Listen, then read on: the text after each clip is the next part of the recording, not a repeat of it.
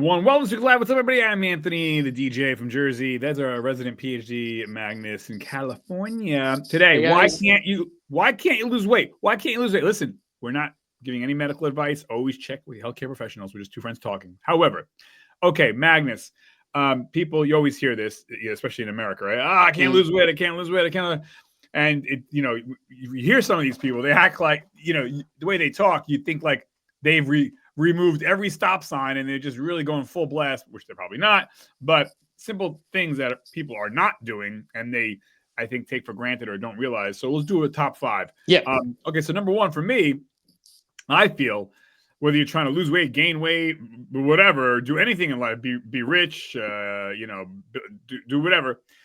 I think accountability is the most important thing. And I think that's why the company Weight Watchers is so profitable and so good. Weight Watchers is really not so much about what they eat, but it's you have to go to these meetings, and those meetings are the accountability part. And I think when you have someone to be accountable for, or or your family is holding you accountable, you do better. But when your family or the person you live with is like, God, have another chocolate bar, not a big deal, there's no accountability. So or if you live on your own, there's no accountability. So the accountability, I think, is the probably, my opinion, the number one reason why people can't lose weight. What's your number one?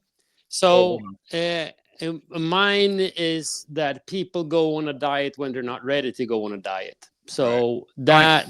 that let me explain it a little bit more. For that sounds kind of weird, right? You just eat less and move more. Well, it doesn't work that way. You need to have a fairly healthy metabolism to be able to lose weight, especially body fat. And a lot of people go wrong when they already have a low kind of caloric intake. Their metabolism is extremely low because they've been dieting basically almost like famine diet for 10 plus years. And, I'm just gaining weight. I'm just start gaining weight even more. Yeah, because your metabolism is not functional. That's the problem. You need to have a functional metabolism to be able to lose body weight easy. Yeah. Okay, cool. Yeah, no, my second one would be steps. I think people, they concentrate so much on going to the gym and sweating when really it's very simple. You have to get up and you have to take a step and another step and another step. And so thank God people are kind of getting wise to that, because there are trackers and things you can do to track your steps. And we know the more steps you take, the healthier you're going to be. So yes, steps. You don't have to run. Yeah, basically everyday activities. So you're not sitting in front of the computer or the TV or whatever it is, that you're on your butt all day long and not moving. Even if you go and lift weights or go to the gym an hour a day or things like that, you have to still move throughout the day. It's like another way why you keep your metabolism running, because even if it's just like minor things you're doing, it's still moving. Yes. So it's the same thing. It's easier to get a car. Just keep on moving, even like rolling. You're wasting less energy instead of you're going fast and then you stand still and then go fast and stand still. That's how you burn away. Like that's not an efficient way of using your car. Right. What about you? So it's better to keep the kind of like the wheel constantly moving by up and down, moving around. So. Yeah. What's your second? My second, okay, you like now I got a complete brain fart. But my second would be this is a big one. You are not winning the weekends.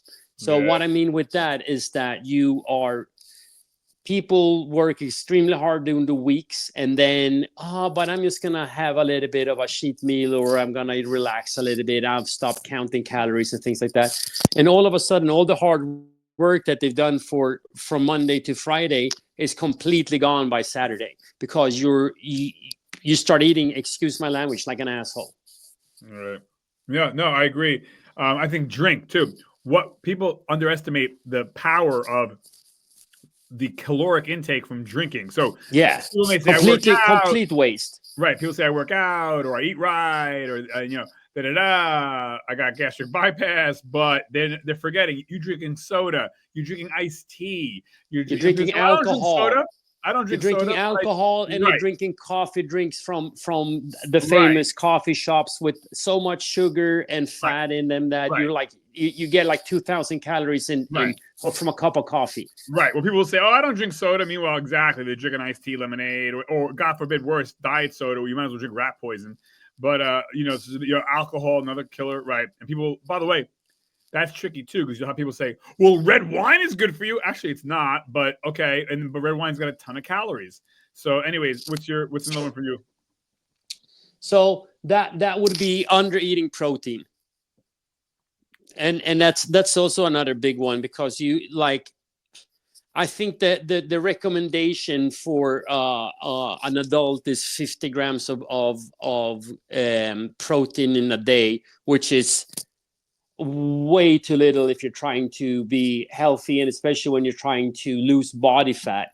Then you want your proteins, because proteins are basically you get really satisfied, like it fills you up really well. It's hard for the body to convert it into body fat, and it's also building blocks that you need to keep your muscle mass as high as possible. You don't want to lose muscle mass when you go on trying to because you're trying to lose body fat, and that's a lot of people. Oh, I'm going to lose weight. No, you want to lose body fat, and you want to keep as much muscle as possible. Right. Yeah. No. Good. Good one. Good one. Also, back to eating. I would say people eating. They're actually either not eating enough, keeping that machine humming. Yeah. Eating the wrong thing. So they'll say, "Well, I eat chicken." Well, chicken's good, but not fried chicken. Baked chicken, grilled chicken, or I'm eating potatoes. That's French fries. No, that's bad. Baked potato good. French fries bad.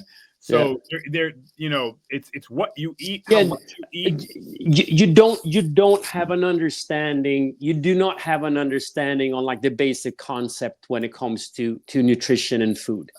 Yeah. Yeah. So then that's another thing that if you add me, it's that you are eating way too little whole foods and way too much of things that are extremely processed. That's another thing. You wanna base your diet on whole foods. Right. God made over man made. Focusing on eating your proteins first, then you go into eating your like vegetables and all those things, essential fats. For instance, if you have some olive oil, some avocados, and so on. And then at the end, if you need to have a carb source outside of your fruits and vegetables, if you're very active, then yes, you probably add some rice or potatoes or anything like that. Right. Yep. And my last one would be, actually, people really, really sleep on this, and that is sleep. Lack of sleep. If you're asleep, you can't eat. So and you have to get your 8 hours. So we know that people who have obesity or overweight, generally speaking, the odds are they're probably not getting 8 to 9 hours of sleep. So that means you're up more. That means you're up. You're going to snack more. You're going to eat more. Cortisol as well is higher, and it's basically when you're not sleeping enough, you're basically jet lagged. And people know exactly what I mean when you're feeling jet lagged. You want to constantly eat, because your body's trying to tell you something, because the body thinks that it needs more calories when we're tired, but we don't, right? Especially when we're trying to lose body fat. So sleep is super, super important. And then just being in bed for 8 hours or whatever people are thinking, that's not quality sleep. No, we're saying it's knockout. It's REM. It's 8 hours of high grade sleep. Yep. Yeah. Sleep was mine too, but I have an extra, so let me throw that in as my fifth. And my fifth one was high stress levels. Again, it's the same thing with sleep. You have a lot of cortisol. You're stressed out. Your body feels like it's constantly in the fight or flight mode. That's not a good recipe for actually losing body fat. You will probably gain body fat from that instead. Right. No, well said. Well said. Well, those are our top 5, ladies and gentlemen. Magnus, anything else? Or top 10, actually. You got 5 and 5. That's true. You got a bonus, really everybody. You got 10 really, really good things to think of, because now I know that we're getting through the holidays. People are going to start having their New Year's resolutions, things like that. Start now. Start straight away. When you hear this, if you're planning on doing it, just jump into it. Doing something little and start stacking your wins are going to be way more successful than just skipping out. That's another thing. So here's the bonus tips. Number 11, that's continuity. Continuity, it's the same thing when it comes to resistance training, things like that, diet and things like that. It's continuity. You have to keep on going. 1 year, 2 year, 10 years, 15 years, 20 years. It doesn't matter. Just keep on going. Yeah, I think that's where the accountability really comes in. Yes. Wow. But anyways, well said, Magnus. And everybody, thanks, Anthony, you for watching. And check back in. We got a lot of great shows coming up. Magnus, have a good night. Ladies and gentlemen, thank you. I'm signing us off. Stay safe, sir. 4, 3, 2, 1. Bye.